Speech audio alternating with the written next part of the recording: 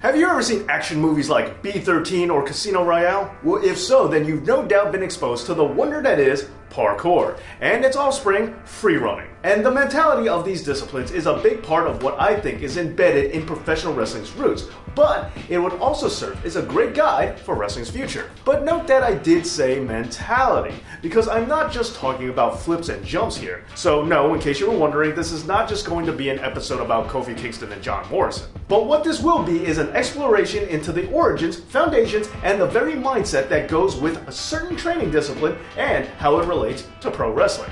Because today, Dave knows parkour.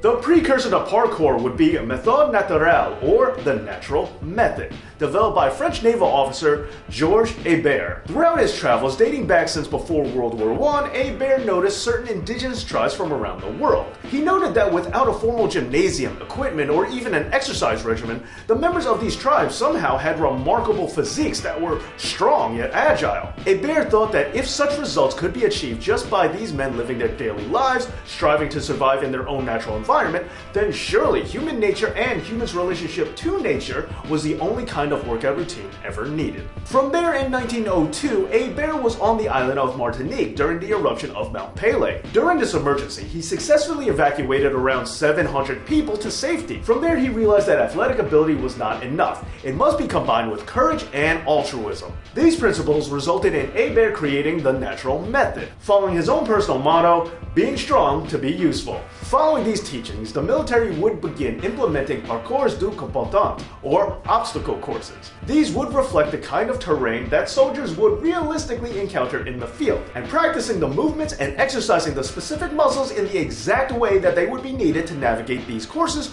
was seen to be much more practical than merely just doing push-ups alone. Now, let's go ahead and compare this humble origin to professional wrestling and see how it connects to parkour. Well, wrestlers definitely do a lot, and I mean a lot, of exercise and use all kinds of equipment. There is also a lot of exercise that comes from being in the actual ring itself. And I also get that much of a wrestler's workout is based off of show, not just go. So I totally get that their physiques have to impress visually and not just aid their technical skill. But aside from swole training, wrestlers do a lot of drills over and over again inside the ring, taking bumps, running ropes, hitting the mat. Movements like these are done over and over again until they become second nature. And this kind of training is a natural method for wrestlers because it gives them a workout that navigates their specific environment. After all, it has been said that even if you can do hours of training on exercise equipment with no problems, you can still end up being totally gassed out in mere minutes inside a wrestling ring. Just look at Lawrence Taylor. He would tell you just how exhausting wrestling can actually be. Even an athlete of his caliber and conditioning was left completely blown out at the end of his WrestleMania match,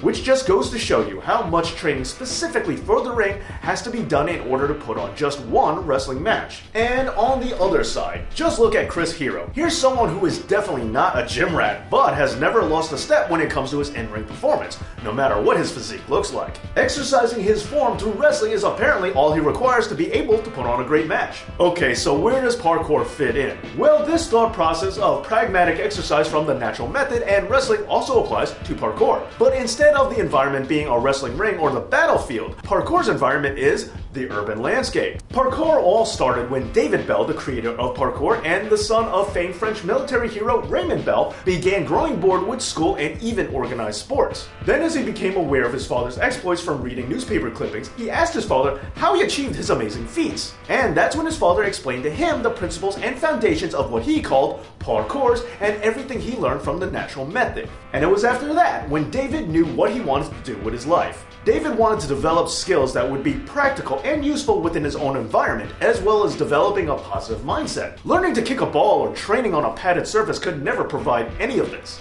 And it explained why he became so disenfranchised with school and sports in the first place. And this led to David eventually giving up all his other commitments so that he could just focus on his training alone. And this is how parkour all began. Eventually, David would meet other young men who felt as he did. Together, they would form a group called the Yamakasi. And in this group, there was to be no complaining or negativity, and there would be next to no excuses accepted for anything, even if it meant training without food or water or even shoes. But what was most important was that this was truly a group group mentality, because the altruism factor of the natural method is a core component of parkour. As a group, no one was permitted to be late, as that would hold back the entire group. When training, if someone was to complete a challenge, then everyone would have to complete the challenge before the group could move on. And no one was allowed to make themselves feel superior over any other member, so there would be no showing off a move in front of someone who could not do it. That would violate the principle of humility, which was a core concept for the Yamakasi. And not only would challenges have to be met, but they would also have to be done consistently. Pulling off a challenge just once was almost meaningless. It would have to be executed over and over again without any mistake or injury. And now, yes, let's take it back to wrestling. The idea of humility and caring about the group more than yourself is something that is a large part of wrestling culture. Since a match needs at least two people, wrestling is always a collective process. And more importantly, keeping each other safe and protecting each other is how wrestling stays at its very best. And there have been times when a wrestler puts himself above the entire roster, and that way of thinking tends to lead to problems. Humility and working together is something that wrestlers and promoters need to remember in order for wrestling to strive. Now, back to parkour. Eventually, the Yamakasi disbanded as certain members grew apart with their goals and ideologies. But with as much fame as they garnished together, after they split apart, even more notoriety would come their way. Parkour became even more well known around the world. And do you remember earlier when I mentioned the movies B-13 and Casino Royale? Well, there was more behind those examples than just a passing mention. David Bell would leave the group to pursue an acting career, and he starred in the movie B-13. But another member of the Yamakasi, Sebastian Foucan, was also featured in the very beginning of the movie Casino Royale. And after splitting off, Sebastian would use the skills of parkour to create free running. Now, where these two disciplines divide is simple. Parkour is all about efficiency of movement and effort economy. You need to go from point A to point B quickly, but with as little wasted motion as possible. For example, if you had to go from the second floor of a building down to the first floor,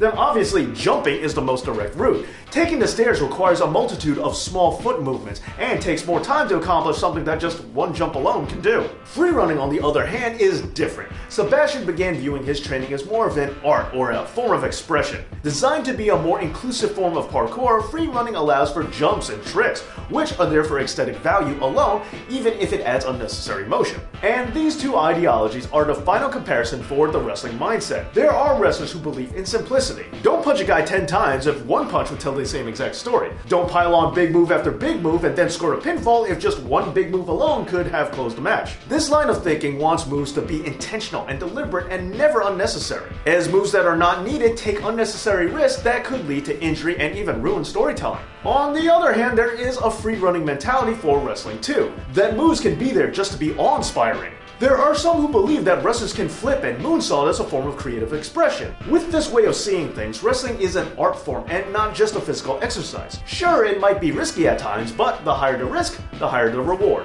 Which is better? Well, who's to say? But maybe, just maybe, when it comes to things like keeping yourself from being eliminated in the Royal Rumble, for example, perhaps wrestling can be practical as well as awe-inspiring fun. Just ask Kofi Kingston and John Morrison.